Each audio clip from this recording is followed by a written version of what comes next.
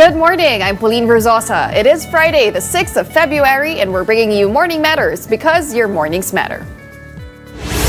The impact of Tropical Storm Bashang is intensifying across Mindanao, prompting disaster officials to remain on high alert. Now stay tuned as we provide continuous updates later in the hour. A new power-sharing dynamic is taking shape in the Senate after the majority bloc thwarted recent attempts to unseat Senate President Tito Soto. Members of the majority are now targeting 2028 for Senator Loren Legarda to make history as the first woman to lead the Philippine Senate. And the Vice President faces a growing wave of legal challenges as a third petition for her removal from office is set for filing next week. The new filing will join the complaints currently pending before the House Justice Committee, which are backed by the Makabayan Bloc and reform groups. Welcome to our program, Morning Matters, where we talk about the issues you need to know for the rest of your day. And now first on the agenda. As talk of leadership changes continues in the Senate, a new proposal is emerging within the majority bloc, one that could pave the way for the chamber's first woman Senate president. Here's the report. There may be no term sharing agreement, but there are plans to elect Senator Loren Legarda as Senate President before the end of her term in 2028. In an interview with Ted Filon and DJ Chacha, Senate President Tito Soto confirmed that the majority bloc has already discussed the plan. According to Soto, the move is not exactly term sharing, but rather a proposal to install Legarda as Senate President toward the end of the 20th Congress, possibly making her the first woman to hold the post. Gusto nila magkaroon ng first woman Senate President. Sige, gawin natin. So, it's not really term sharing. Kasi kung term sharing, 1.5 years tayo. Or, tigwa 1 year tayo. Medyo hindi yun ang tamang term. Ang tamang term is, we plan to make her Senate President towards the end of her term. Towards the end of the 20th Congress. But when asked about the reported plan, Legarda gave a reserved response, saying she has no idea and that nothing has been discussed with her yet. SP Soto said no term sharing but they have plans to install you as SP before your term ends. Wala kong ideya, wala kaming pinag-uusapan pa. But the Senate presidency was indeed offered to you, ma'am. Could you confirm that po? Was it offered to you? You're excited to have a headline. I know how you feel. You're ready to be SP once it's given to you, ma'am, the position. You're ready po. Aba, ganyan din ako noon. You always put words into the mouth. Zubiri said Legarda is aware of the plan. No, wala namang formal term sharing, but there's already an agreement. Sabi niya kasi hindi niya alam eh. Siyempre, she has to be humble. The issue gained traction after Legarda briefly sat at the Senate rostrum as presiding officer during Tuesday's session, and after Senator Kiko Pangilinan posted a photo of majority senators together with the caption "Power Sharing." Pangilinan later clarified that the term power sharing was mentioned jokingly at the lounge and that no final agreement was reached during the majority caucus. For now, Soto says he still enjoys the support of at least 15 senators or a clear majority of the chamber. He added that no group has approached him claiming to have enough numbers to remove him from the post. He also revealed that some minority bloc members had met with him when rumors of a coup surfaced, but stressed that their concerns were not directed against him personally. Among the issue raised were the direction of the Senate Blue Ribbon Committee hearings on the flood control scandal and the removal of Senator Amy Marcos as chair of the Committee on Foreign Relations. Masyadong marami nakapending na treaty at saka yung issue namin sa against China, yung Foreign Relations Committee medyo favoring yung grupo ng minority pagdating dito sa China Stud. Kami gusto ko sinamin yung sanang plano to adopt yung undiplomatic criticism of these officials ng China sa atin.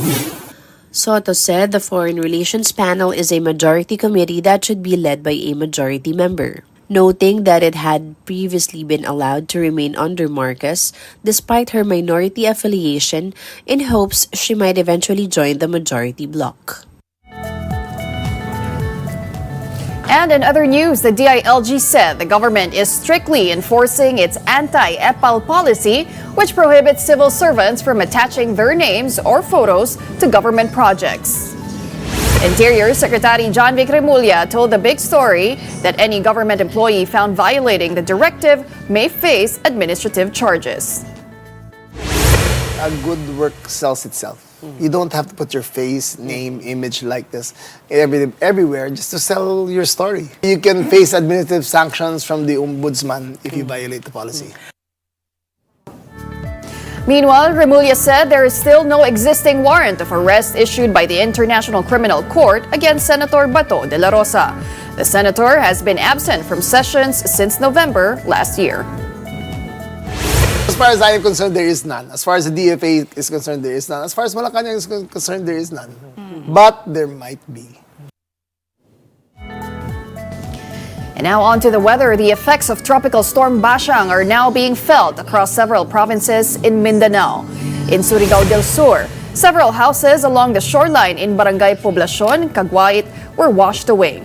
Water levels rose due to non-stop rains brought by Typhoon Bashang since this morning.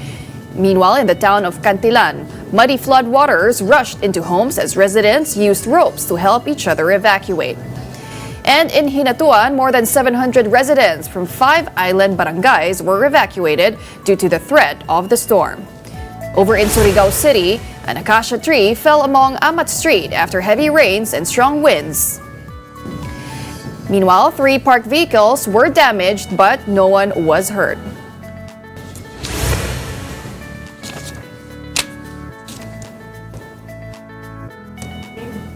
In Rosario, Agusan del Sur, residents were also evacuated as floodwaters rose to nearly waist deep and began approaching homes due to Tropical Storm Bashang.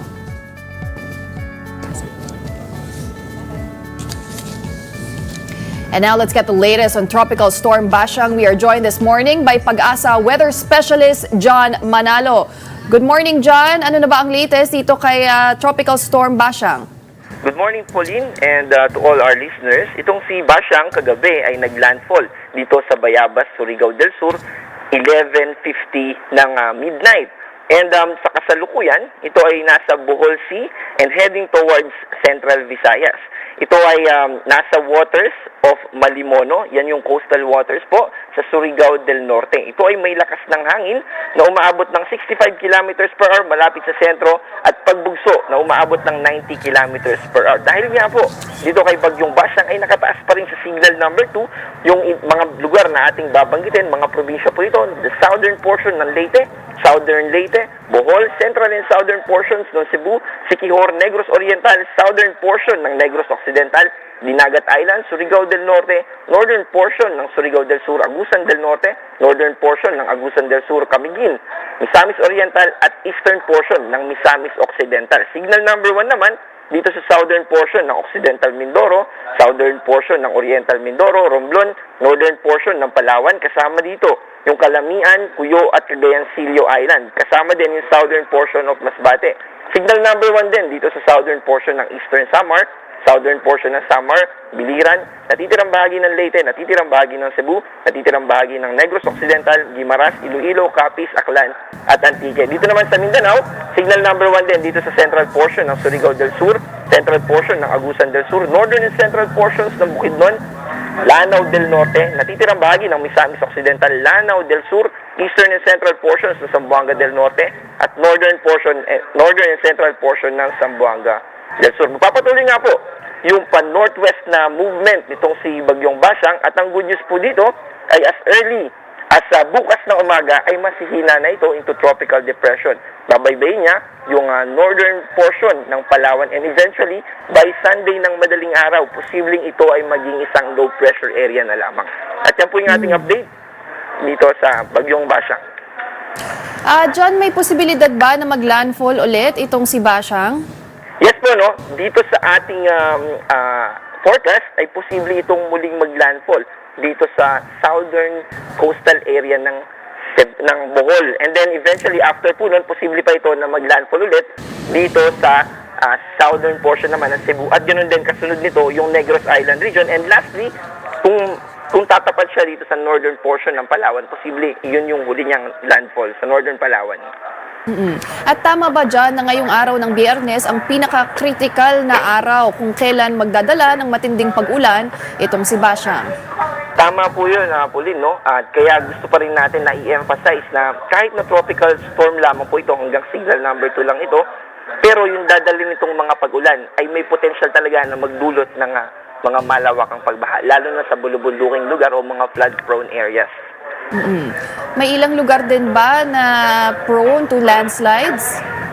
Opo, no, actually, gusto rin po natin na i-emphasize o i-endorse, no, kapag hindi tayo sigurado dun sa lugar na kinatitirikan ng bahay natin, kung landslide prone area ba yan, even kung flood prone area or storm surge prone area, ay pwede natin bisitahin yung hazard hunter. I-google lang po natin yon, then i-click natin sa hazard para makita natin yung status ng ating kinatitirikan ng bahay.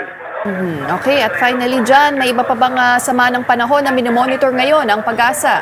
By God's grace po, no, ay wala na tayong nakikita nakasunod nito sa susunod na 2 linggo. And hopefully, no, hanggang matapos na po yung February. So dapat paghandaan na lang natin itong si Basyang. But for now, maraming salamat para sa update na yan. That was Pag-asa Weather Specialist John Manalo. And coming right up, Kamanggagawa Party List Representative Eli San Fernando joins us to discuss some of the latest developments over at the House of Representatives. Don't go away. Morning Matters will be right back after this break. Keep it here on One News.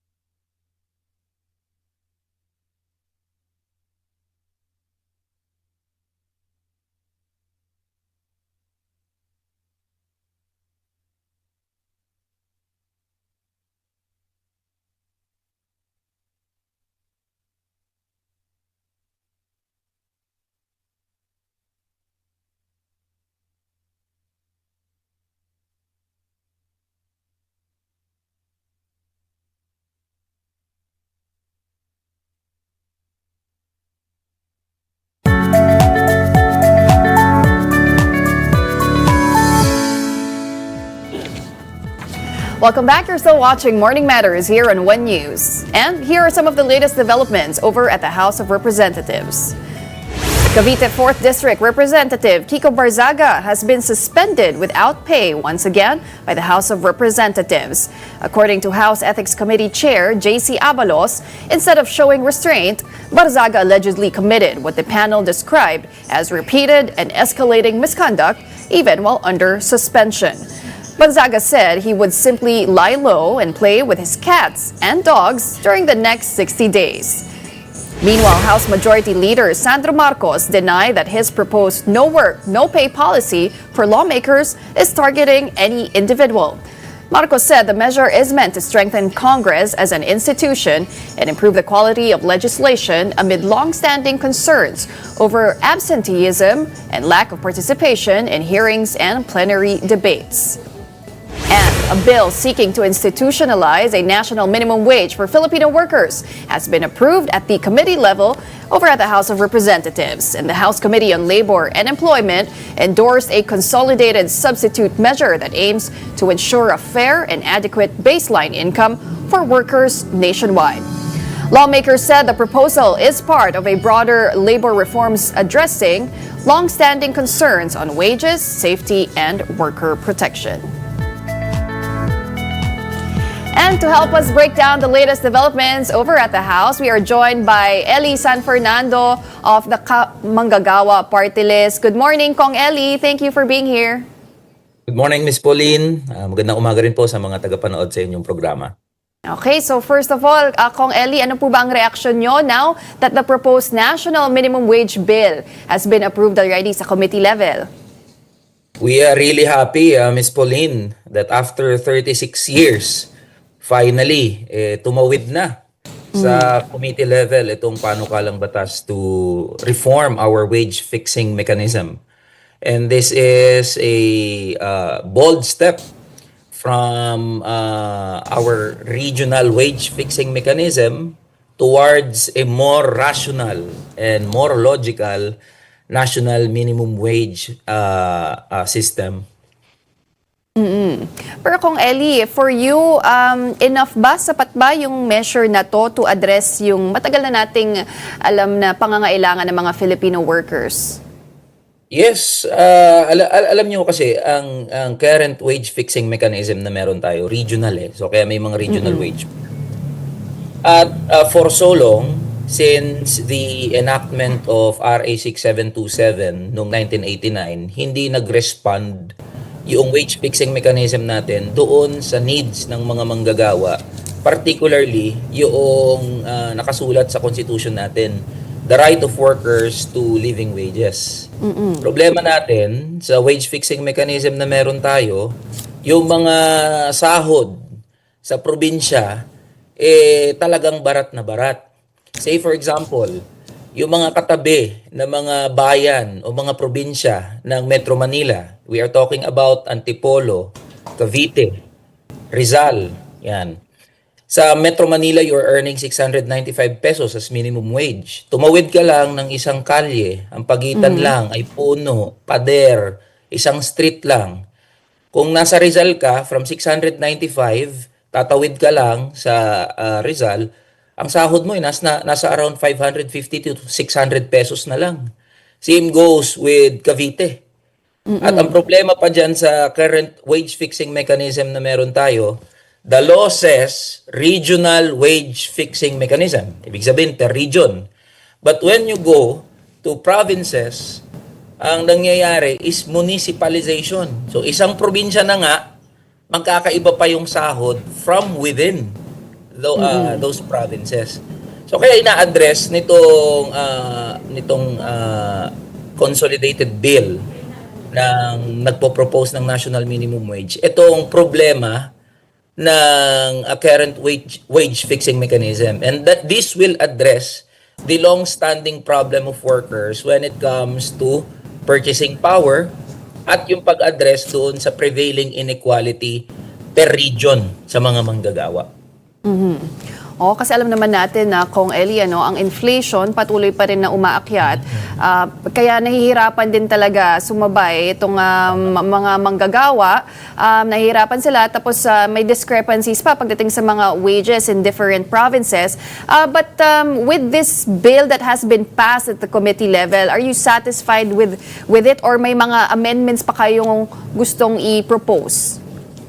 The beauty of the consolidated bill, yung approved substitute bill, is that it incorporated yung mga concerns. It addresses the concerns of businessmen. Second, nagbibigay siya ng sapat na panahon to implement the law, should it pass and become a law. And third, yung proposal, yung kung ano yung nai-envision ng mga manggagawa na wage fixing mechanism nandoon na. So mabilis lang dito sa consolidated na bill, number one, we exempt yung micro businesses. So if the concern is baka maapektuhan naman ito yung mga micro businesses, hindi po kasama yan. Exempted. Very clear po yan diyan sa panukalang batas. So micro businesses refer to establishments with 10 workers and below and asset or financial capitalization of 3 million and below. Ito yung mga sari-sari store, ito yung mga barbershop, ito yung mga maliitan na mga negosyo. So hindi po yan kasama and we made it very clear na hindi kasama ang mga micro enterprises. Second, should this pass into a law, hindi naman agad-agad bukas i-implement yan. Merong 3 taon na period, transition period, para i-close yung gap ng mga sahod sa mga rehiyon papunta ng Manila rate. And afterwards, doon mabubuwag yung mga regional wage boards at magkakaroon ng mas pinalakas na National Wage Commission. And third, yung doon sa mga patungkol doon sa mga manggagawa, ang gusto kasi natin, halimbawa, nawala na yung regional wage rate, yung provincial rates. Ang gusto natin, i-determine yung sahod according to industry, not to geographical location. So, hindi magkakaroon pa rin ng industry tripartite wage and productivity board wherein all industries should come up with the floor o yung wage, yung minimum wage. Ibig sabihin, lahat ng mga magkakasama sa service sector, regardless of where you are in the Philippines, because you are part of the same industry, dapat pare-parehas din yung sahod nyo. Same with manufacturing and other industries. This will make the wage fixing mechanism more rational. Kasi yung 1989 wage fixing mechanism natin is irrational. So yun yung mga mahalagang bahagi dito sa naaprubahan na consolidated bill about national minimum wage. Kung Ali, ako curious ako dun sa nabanggit nyo na wages will be based sa industry. Paano yung magiging dialogues dyan? So how will you be determining per industry? Kung ano ba dapat yung nararapat na minimum wage? Yeah, ang problema kasi sa regional wage fixing mechanism na meron tayo, hindi niya nasasagot yung question na throughout the years, labor productivity and economic productivity, gross domestic product, throughout the years, pataas yan eh. But when you look at the wage rates from 2001 to 2024, hindi nagtatranslate yung increase in labor productivity and gross domestic product doon sa pagtaas naman ng share ng manggagawa sa production. Right. Tapos pag tinignan natin yung per region, pataas ng pataas yan. Yung regional gross domestic product, regional labor productivity, always pataas. So there is a fundamental problem with that. Ngayon, dito sa proposal, may twin bill pa kasi itong panukalang batas natin. Dito sa proposal natin, instead of regional wage boards, yung RTWPBs na tinatawag, we will create an industry tripartite wage and productivity board. So meron pa ring productivity board na mag-uusap. So dito mas magiging rational at mas logical yung pagde-determine ng minimum wage rates throughout the Philippines. Kasi dahil itong regional wage boards dinidetermine yung sahod according to location. Pinapatunayan na nga ng datos na kalokohan yan. Yung cost of living argument, matagal nang debunk. Ang magpe-prevail na lang ay yung rent, no? Yung presyo ng rent and real property prices.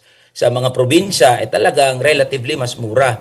But when you take a look at the prices of basic commodities and services, it's almost the same. Or kung mas mura man sa probinsya, we are just talking about 5 pesos, 10 pesos. Right. We are not talking about hundreds of pesos. So through this industry wage fixing mechanism, mas nako-correct niya yung wage fixing mechanism na meron tayo. And this is more logical. Why? As long as the regional wage fixing mechanism persists, yung local economy natin will suffer because napupuwersa niya yung mga manggagawa at yung lokal na ekonomiya na hindi mag-grow. Ang baba ng sahod, say for example in Bicol. So the local economy in Bicol will not grow or aabot niya lang yung certain level dahil yung mga manggagawa, which are the consumers themselves also, hindi, napakababa ng purchasing power. So when you increase wages of workers in the provinces, at i-determine yan, batay doon sa panukala natin na Industry Wage and Productivity Board, mas nabibigyan mo ng mas mataas na purchasing power yung mga manggagawa, thus benefiting the local economy, and in the long run will benefit our whole economy. So ito yung kaya tinitignan namin ito na isang major reform pagdating sa wage fixing mechanism that will address itong mga concern ng mga manggagawa patungkol sa sahod at doon sa kanilang kakayahan na bumili ng mga produkto at serbisyo. Maganda talaga kung Eli, no, yung industry mechanism because workers will then get a share of the gains kasi sila na din naman talaga yung dahilan, yung rason kung bakit lumalago yung kanilang industriya. Okay, but what is the biggest hurdle you're seeing in getting this bill passed into law? Well, the concern of big business groups, nag-submit na kasi sila ng kanilang position paper, is that they oppose this measure, saying that the current wage fixing mechanism that we have is working and more rational. Nung committee hearing nung committee deliberations, we have pointed out that the current wage fixing mechanism is irrational and in the long run, it will hurt the businesses. So, pero ang kagandahan dyan, from one of the hearings during the committee deliberation about this bill, sabi naman ng representative from the Employers Confederation of the Philippines is that they are open to discussing with us their reservations or apprehensions about this bill. Kami naman willing and we will be more than happy to present to them our models. So yun yung pinaka-hurdle nito kasi the national minimum wage bill will enter now into plenary debate, and thus we are imploring first the House leadership na i-prioritize ang pag-uusap dito sa panukalang batas na ito. So yun lang ang ina-expect natin na hurdle or challenge dito. Sure tayo na baka haharangan ito ng mga malalaking negosyante. Pero ready naman tayo na makipagdebate at i-address yung mga fears and concerns nila about this bill. Wow, nako, Kong Eli, I'm sure maging mahaba pa yung mga talakayan dyan. But as you mentioned, this is still a big win, lalo na sa ating mga manggagawa. But before we let you go, Kong Eli, baka we can get your thoughts na rin dito sa proposed bill ni Congressman Sandro Marcos naman na no work, no pay daw sa mga lawmakers. Ano po ba ang posisyon nyo doon? We fully support the presidential son and our majority floor leader. Napakaganda po ng panukalang batas ni Representative Sandro Marcos. It's high time that we introduce such reform in Congress. Alam nyo, sa totoo lang, dapat automatic na yan. Pag no work, no pay ka. Kasi ang mga manggagawa sa pribadong sektor, pag di pumasok, walang sahod. Pag na-late, bawas. Pag nag-OT, kadalasan nga, wala ngang OT pay. What makes us so special? Yan yung binabanggit ko Ano bang espesyal sa mga congressman? And this will address the problem, the long-standing problem of absenteeism. Huwag na tayo maglokohan. Ang daming mga absenerong mga congressman tsaka mga senador hindi mo makita yung kanilang anino sa plenary for such a long time, and then kapag malapit na magtapos yung termino, doon na lang magpapakita. So this is a disservice. Yung ganitong sistema is a disservice to the Filipino workers and the taxpayers. Imagine, congressmen are earning 300,000 a month SG, salary grade 31. Pero kahit umabsent sila, hindi sila magpakita, hindi mag-report sa duty, makukuha ng buo yung kanilang benepisyo at mga sahod. Hindi ba napakapangit naman na mensahe yun sa mga manggagawa? So kaya itong no work no pay na panukalang batas ni Representative Sandro Marcos is a good step, especially at this point in time na yung institusyon namin ay beleaguered. Napakababa ng tiwala ng mga tao sa Kongreso. We must start reforms from within ourselves. O umpisahan natin dito sa usapin ng sahod. Some will say, hindi naman diyan kumikita ang mga congressman sa sahod. Yung iba naman, iba ang pinagkakakitaan. Still, this is a good step para magkaroon ng lively debates, plenary debates. Ang problema, alam niyo, pag nasa plenary ako, iilan na lang kami na nandoon eh. Wala pa sa 20. Yung mga congressman, di ba? Paano magkakaroon ng masigla at masayang debate at paano magiging productive yung mga deliberation sa Kongreso kung puro absent yung kasama namin. So we support and we will rally behind the proposal of House Majority Leader Sandro Marcos. Well, I guess we'll have to wait and see rin kung Ellie, no, kung ito ba isusuportahan din ng ibang mga lawmakers natin, lalo na yung mga panay absent dyan sa Kongreso. Nako. But we're gonna leave that there for now. Thank you very much for sharing your insights with us. That was Congressman Ellie San Fernando of the Kamanggagawa Party List. Maraming salamat po. Now, up next, we will wrap the biggest stories of the week, from impeachment complaints to political dynasties, with the Integrated Bar of the Philippines National President, Attorney Alan Panolong. Stay tuned. Morning Matters. We'll be back after this break. Keep it here on One News.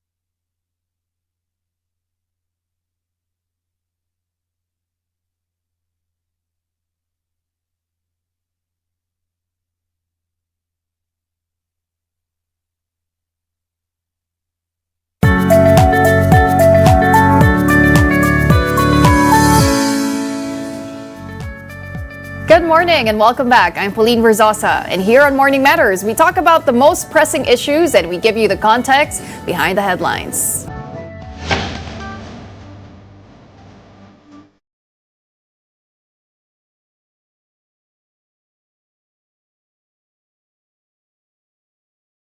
A third impeachment complaint may soon be filed against Vice President Sara Duterte. A source from News 5 says another group is preparing to lodge fresh cases against Duterte on Monday, February 9th. This follows two impeachment complaints already filed this week by Bayan and lawmakers from the Makabayan bloc, as well as allied civil society groups endorsed by Representatives Laila de Lima and Percy Sendanya. For his part, House Speaker Boji D said no impeachment complaint has been referred to him yet. ACT Teachers Party List Representative Antonio Tino said the Speaker has the discretion to include the complaints in the order of business, possibly after February 6, citing shifting Supreme Court rulings on the one-year impeachment ban. Tino also responded to claims from Duterte's camp that they are ready to present evidence if an impeachment trial proceeds. Naku, narinig na natin yan. We're ready to explain. Pero hindi, tatakbo na naman sa Supreme Court. Matagal na pong hinihingan ng paliwanag at marinig ang katotohanan at hinggil sa buong issue ng confidential funds mula sa Vice President. Ngunit palagi siyang nagtatago, palagi siyang nag-aasal pusit, at hindi nagbibigay ng anumang paliwanag. Don't wait for the impeachment proceedings, ipaliwanag mo na ngayon. Meantime, Attorney Michael Poa, spokesperson for Vice President Duterte's defense team, denied reports that Mary Grace Piatos will be presented if the case reaches the Senate. Poa said he has not announced any plan. Mary Grace Piatos was previously listed as one of the alleged recipients of confidential funds from the office of the Vice President. Well, this week we saw major moves on political reforms and impeachment complaints.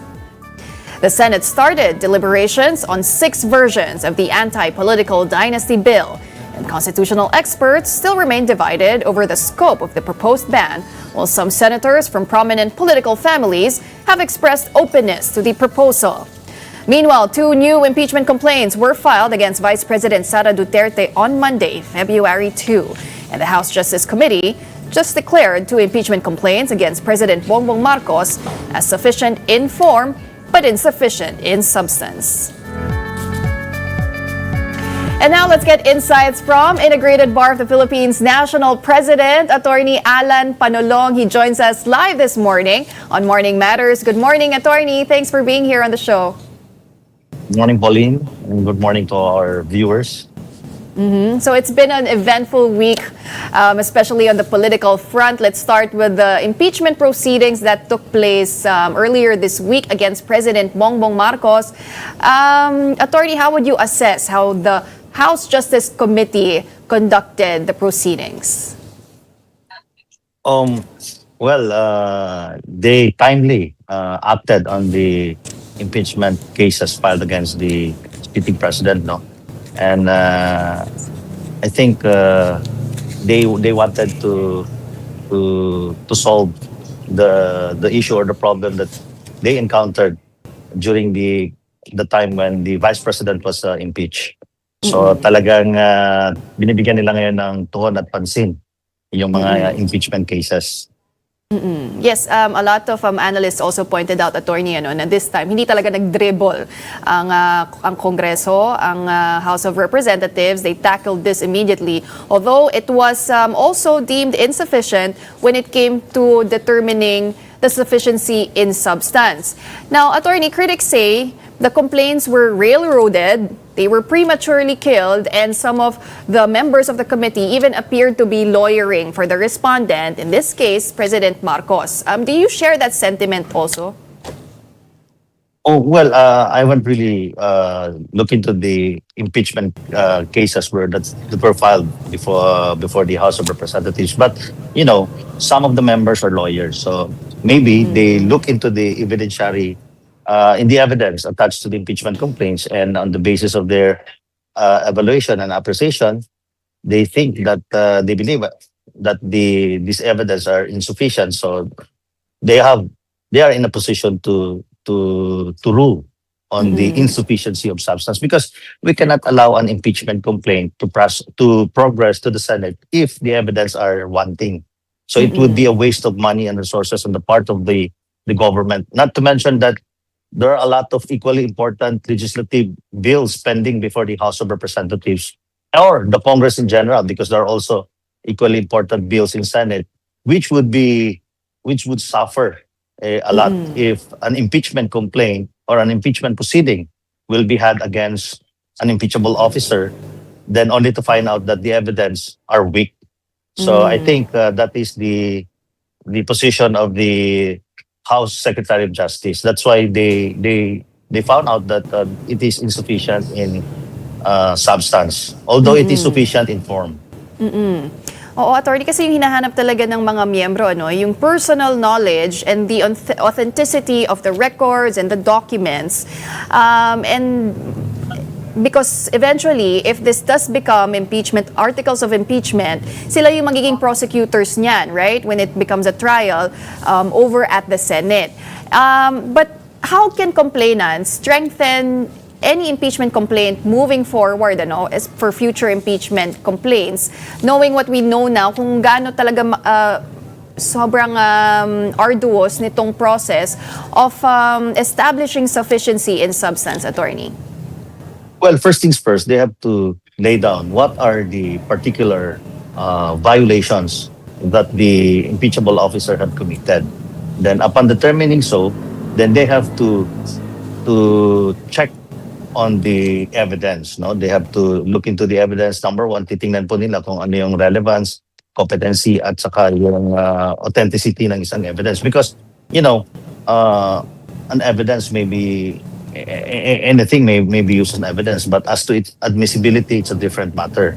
So ganun po yun. So hindi, especially so that impeachment is a sui generis case, no? So, and we are holding the highest official of the land accountable for an alleged infraction. So the evidence must be convincing enough.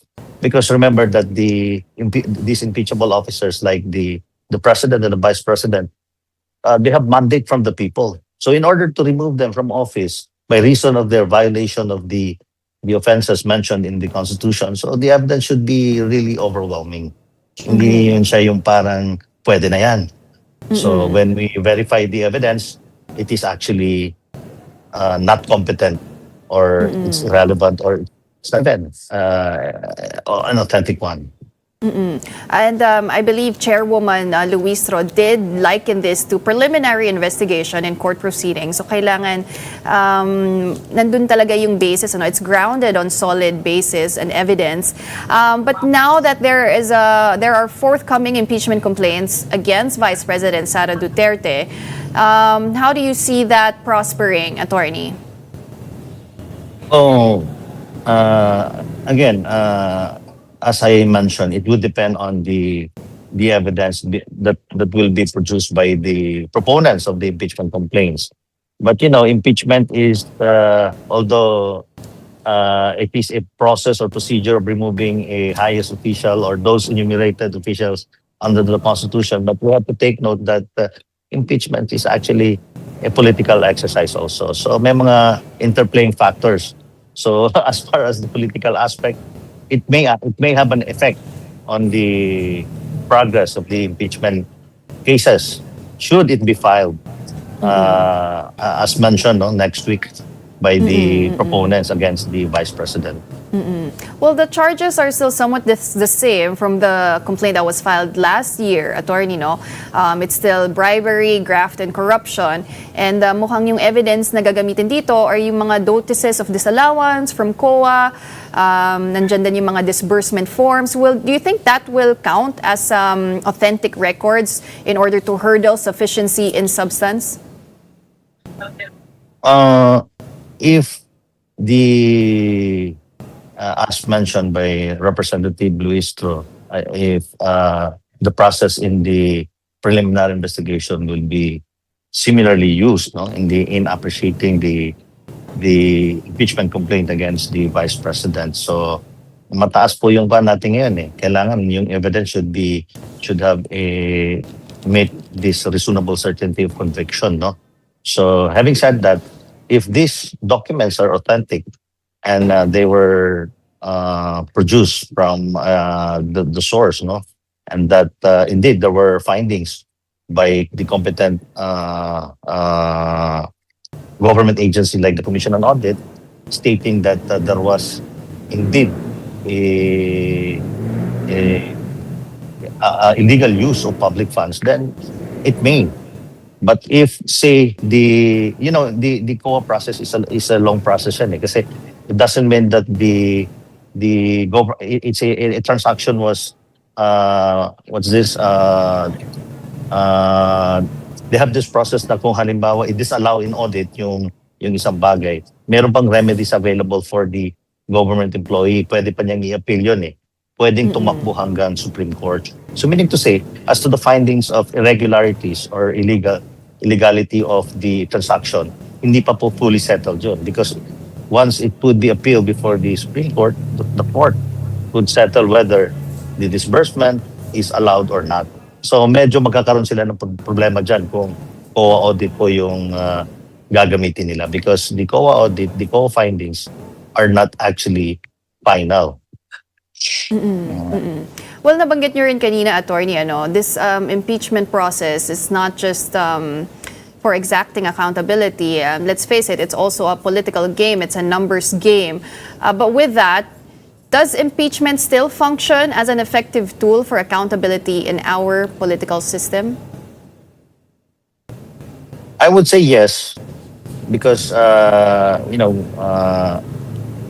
this is a mix of holding our public officials accountable, and at the same time, if meron din siyang kaakibat na political interest, no. But as we look into the previous impeachment cases, I think somehow the impeachment was proven to be effective in removing those public officials concerned, no, who are alleged to have committed violations against the Constitution. Although meron nga lang siyang political, may halong politika po talaga. It is unavoidable because the especially when we're impeaching the highest official of the land, no, the president and the vice president. Okay, but Attorney, some critics pointed out that the ruling of the Supreme Court na baka merong judicial overreach on their part because they did rule on something that is a legislative matter. What do you think? What do you make of the Supreme Court's ruling there? Did it in any way weaken or emasculate the House's power, exclusive power to initiate impeachment complaints? While it may be true that the House of Representatives has this sole authority to initiate impeachment complaint against impeachable officers, but this is not an absolute power because under the 1987 Constitution, the power of the judiciary has been expanded, which includes to settle actual case or actual dispute or case involving whether the agency has committed grave abuse of discretion amounting to lack or excess of its jurisdiction. So, ang impeachment complaint po, meron po niyang proseso eh. So once the process has not been complied with, then it becomes a judicial controversy. So it can be questioned before the court, which is the Supreme Court. So the court merely uphold the supremacy of the Constitution when it ruled that the impeachment case against the Vice President was unconstitutional because it did not pass through the constitutional requirement. So tama lang po yung ginawa ng Supreme Court. Okay, but at the same time, when it ruled, it did not actually. It was not a judicial overreach, but it was simply upholding the Constitution. Yun po yun. But at the same time, Attorney, this episode, this whole debate has revived talks of charter change. Ano naman po ang posisyon nyo doon? Masalimuot na kanyan na usapin no, yung about charter change because I think there are so many pending legislative measures before the Congress. Nandyan yung bills on anti-political dynasty, then proposal to amend the Constitution.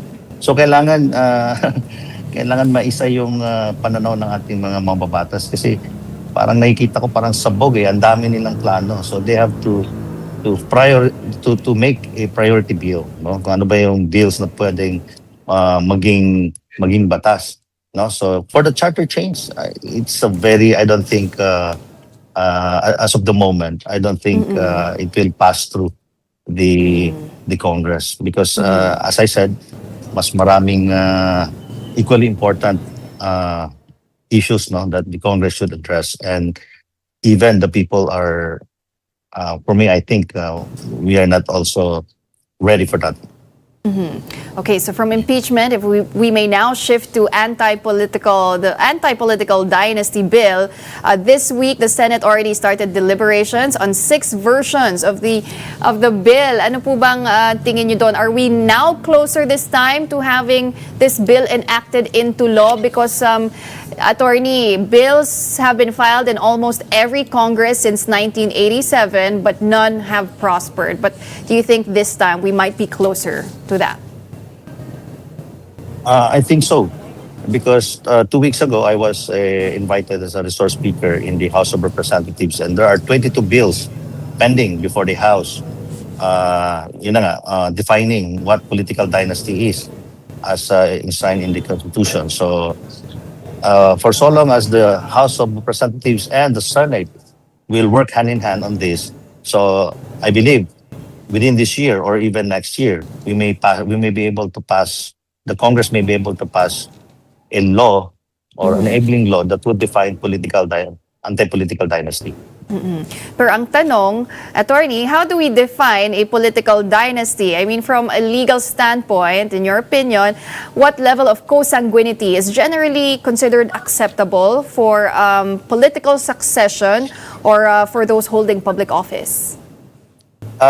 Alam niyo po, even the framers of the Constitution were really divided as to the definition on the political dynasty. No, in fact, that's why they left it to the Congress to pass an enabling law that would define anti-political dynasty. So the way I look at it, I think for me the most acceptable is to prohibit up to second degree of consanguinity and affinity, because if we expand further, my proposal, I understand there was a proposal to expand up to fourth degree. Fourth no? degree. So there are interplaying principles here, no, na pwedeng it may violate equal protection of the law, no? Kasi but what makes superior the rights of your, for instance, the rights of your first cousin who are already in public service, kung hanggang fourth degree ang prohibition or disqualification. So marami pong interplaying principles dito. In fact, if my memory serves me right, I think there's only one country which has this law, no, on anti-political dynasty. So far, nag-research po ako, wala pa akong nahanap ng mga batas na defining what is political dynasty. So it is left entirely to the Congress. So but what I believe is acceptable is to make it up to second degree of affinity and consanguinity, meaning to say from the parents to their children. So Right. yun po yung ano, kasi parang nagiging family affair siya, kung father, mother, then yung mga anak, they are all holding elective public positions, especially in one political unit. So it is really well entrenched now that we have seen so many cases like that. So hindi na po dapat umabot sa mga pinsan, sa mga kapatid pa, only to the second degree. We're going to leave this conversation there for now. Thank you very much for sharing your insights with us. Integrated Bar of the Philippines National President, Attorney Alan Panulong. Thank you po. Thank you, Ms. Pauline. Don't go away. We still have more matters to discuss right after this break. Keep it here on One News.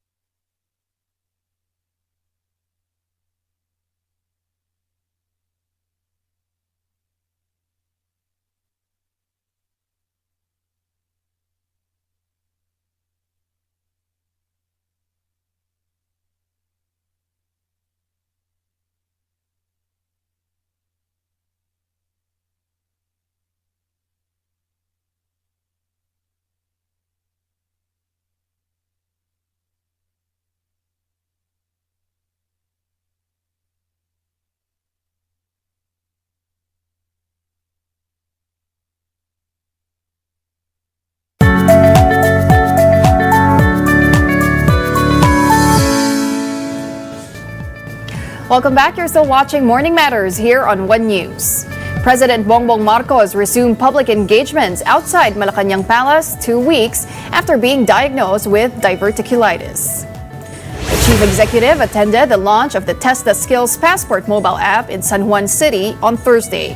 He later took part in the 2026 Philippine Telco Summit in Pasay. In his speech, Marcos pledged to continue making jobs and skills training more accessible to Filipinos. Asahan ninyo na kami sa pamahalaan ay hindi titigil sa trabaho upang tulungan na kayo ay guminhawa ang inyong mga buhay. Sa pamamagitan ng Test the Skills Passport mobile application, may all-in-one na digital platform na tayo. Maaari rin itong ituring bilang isang job portal site. Ikukonekta rin ito ang mga estudyante, graduate, manggagawa, at ang industry representative mula sa lahat ng rehiyon ng bansa. Well, meanwhile, the legal counsel of resigned Ako Bicol Party List Representative Zaldico has denied reports of back-channel talks with the government. Attorney Rui Rondain said Co did not send any emissary to negotiate with the state, stressing that no such move would happen without his legal counsel's approval. Rondain also dismissed claims that Co was asked to return billions of pesos as a condition for possible talks. Ano i-restore ni Santi? Diba? 57 billion. Saan ba galing yung 57 billion na yan? Invento yun eh. Hindi ko alam kung saan nila kinuha. I'd like to know kung ano yung math nila doon sa 57 billion na yun. And now in sports, Alex Ayala's singles campaign at the Abu Dhabi Open ended in a straight sets loss to world number 11 Ekaterina Alexandrova in Thursday's quarterfinals. Ayala had fewer unforced errors, 27-30, but Alexandrova dominated with 33 winners compared to the Filipinas' 15. And in doubles, Ayala and Janice Chen booked a spot in the semifinals after defeating Zhang Shuai and Cristina Buxa. After Abu Dhabi, the 20-year-old is scheduled to play at the Qatar Total Energies Open in Doha. And in volleyball, PLDT and Signal came away with big wins in the 2026 PVL All-Filipino Conference. Savvy Davison exploded for 26 points as PLDT swept powerhouse Creamline in straight sets to open its campaign strong. Kiana D, Jovi Prado, and Kim Fajardo also provided solid support as a high-speed hitter spoiled the return of Creamline stars Gia de Guzman and Bernadette Pons. Meanwhile, Signal stayed unbeaten with a 4-set win over Chocomucho. Erica Santos led with 18 points, while Vanny Gandler added 16 to lift the Super Spikers to a 2-0 start. And that wraps up today's episode of Morning Matters. We hope we've given you just the right start to your morning. Let's make the day matter. I'm Pauline Verzosa. Kapatid, we are One News, all sides, all the time.